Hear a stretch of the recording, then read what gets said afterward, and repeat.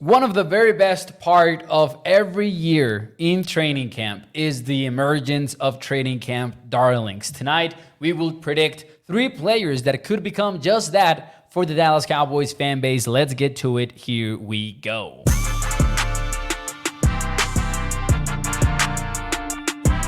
What is up, everyone, and welcome into A to Z Sports Dallas Primetime. I am your host, Mauricio Rodriguez, streaming with you live every Sunday and Thursday night at 8 p.m. Central, and catching up with you in between with these quick hitting videos such as this one. And tonight, I wanted to talk a little bit about potential Cowboys training camp darlings. Tomorrow, finally, things get started.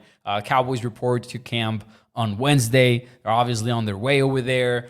And it's exciting because now we get to see clips of practice, right? We get to see these players get on the field and we can overhype some of them. We can start getting worried about another group of players. It's going to be fun, man. It's going to be exciting. But every single year during the summer, there is somebody that starts gaining a fan base, and they do so through a couple of highlights here and there. That might be all that it takes for a player to start gaining some momentum among Cowboys Nation. Now, of course, we also start hearing what the coaches have to say, what the NFL reporters, the fans in the stands have to say, and suddenly these training camp legends begin to take place. And tonight, I thought, why not dive into 3 players that I believe have a high likelihood of being that kind of guy in 2024. Now, I'll start with number 1 right away, but let me know in the comments, who is one player that you believe will be this year's training camp darling for Cowboys Nation? I'm interested in seeing what you have to say, and I think it will be a fun discussion over there in the comments. Now, let's get started, and I don't think I could have a better option for number 1 than tight end Brevyn Spann-Ford. He checks all the boxes. Undrafted rookie, underdog, check. Supersized human, check. Nasty blocker, check. Let's talk about Spann-Ford for a moment. He's a UDFA, right? Not drafted, but a rookie nonetheless. And somebody that got paid by the Cowboys. I'm talking about $250,000, one of the largest sums across the entire NFL for this year's UDFA class, and clearly the Cowboys like him. Last year, John Stephens Jr. was the underdog at the tight end position.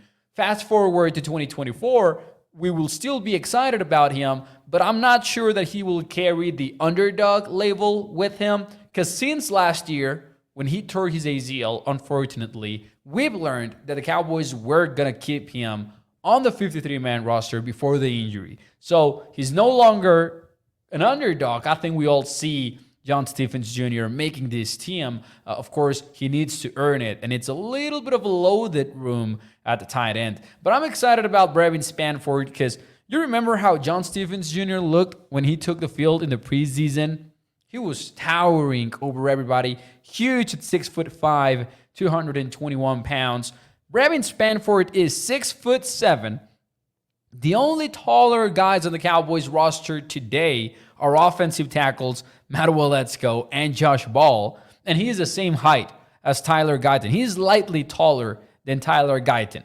So John Stephens Jr., and he's 271 pounds. He is a monster of a human who probably went undrafted because of the drop problem. For those of you who are unaware, Spann-Ford dropped 26.5% of the passes thrown his way in 2023, according to Pro Football Focus. Now, there's some weird stuff going on there.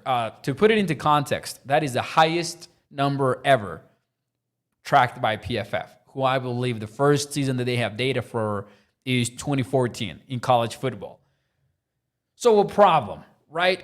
However, it's weird. Brevyn Spann-Ford did not have a drop problem the first 2 years of college of his career. So there's some, room for the benefit of the doubt for Spann-Ford, where you can be like, maybe he was hurt, maybe it was just a very rough slump. Plus, you put up the tape of Brevyn Spann-Ford, and you will see him make some contested catches. You will see him make full extension grabs. And it's difficult for me to be like, oh yeah, this guy does not have it. He cannot catch footballs in the NFL. I fully believe he can because we've seen him do it on film.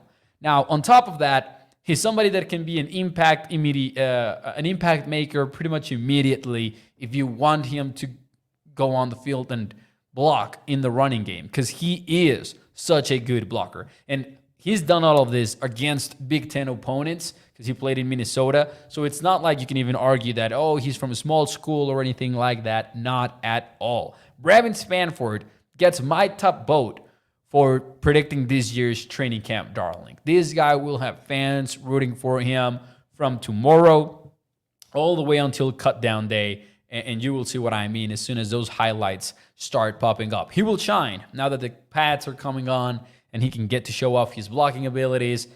And I think there's some room for him on the 53-man roster. You could totally see Peyton Hendershot being the odd man out in this tight end room. Now, again, it will have to be earned because there's going to be a fun competition to stay on the roster at the tight end room. You've got John Stephens Jr., right? You've got Peyton Hendershot.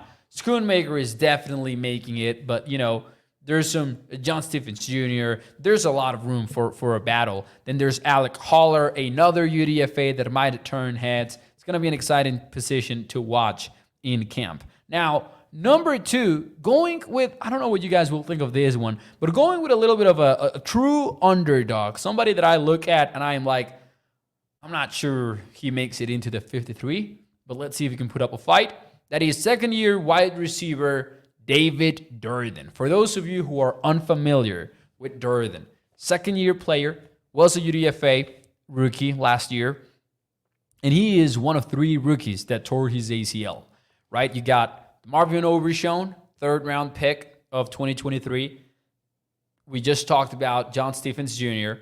And then David Durden also had his season end because of a torn ACL. In fact, those 3 have become very close friends.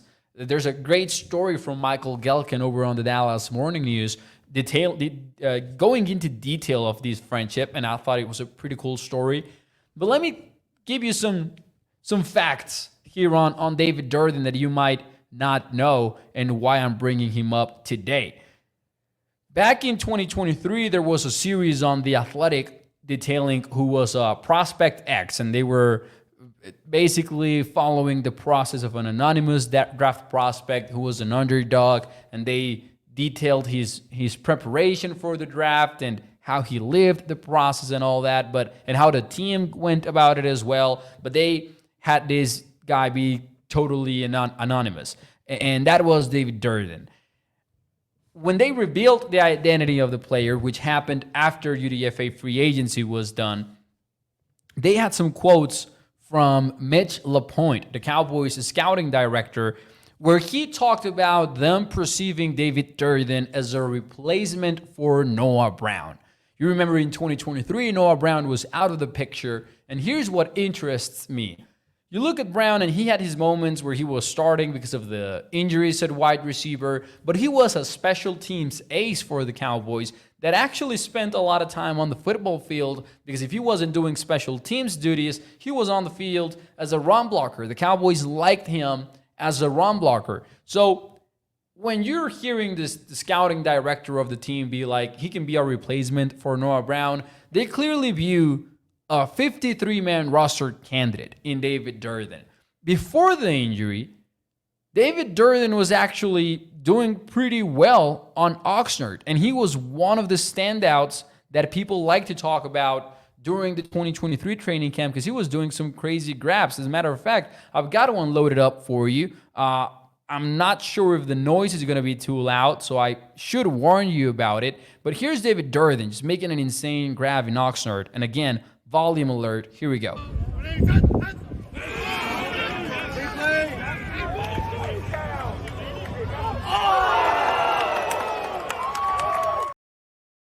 That's David Durden, man. Shout out to John Machota from The Athletic. That's his clip right there. So you got to respect what David Durden brings to the table. He does have an uphill battle to climb, though, right? Because you your team is likely. Oh, and just before I get to that, he has some returning experience as well, which, just adds to the conversation about David Durden being this player that could make it as an underdog. The problem for him, which is what I was getting to, you're likely just going to carry 6 wide receivers going into the season. And you've already got CeeDee Lamb, Brandon Cooks, Jalen Tolbert.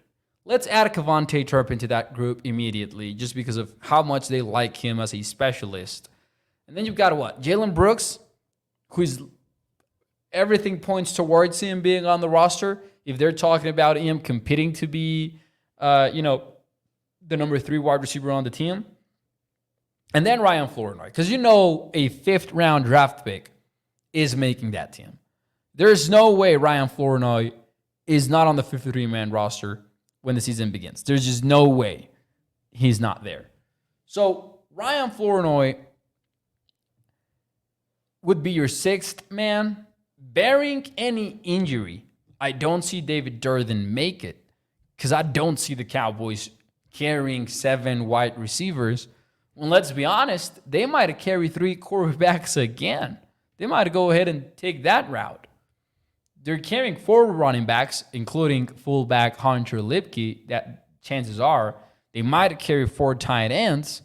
There's just so many moving pieces, and in the numbers game, I do think David Durden ends up being one of the odd man out. But David Durden, potential camp darling for fans who is going to make some plays in Oxnard, California. And last but not least, number 3 on the list for me is another rookie, Nathan Thomas. Nathan Thomas, 7th-round draft pick out of Louisiana. This guy just has a blocking style that I can see Cowboys fans falling in love with. Because Cowboys fans do appreciate offensive line play. It's one of the best things about this fan base. But look at the style of Nathan Thomas. Not that he reaches his assignment right there with ease, but look at him just burying the defender after he gets past him through his back. He will just take him to the ground immediately.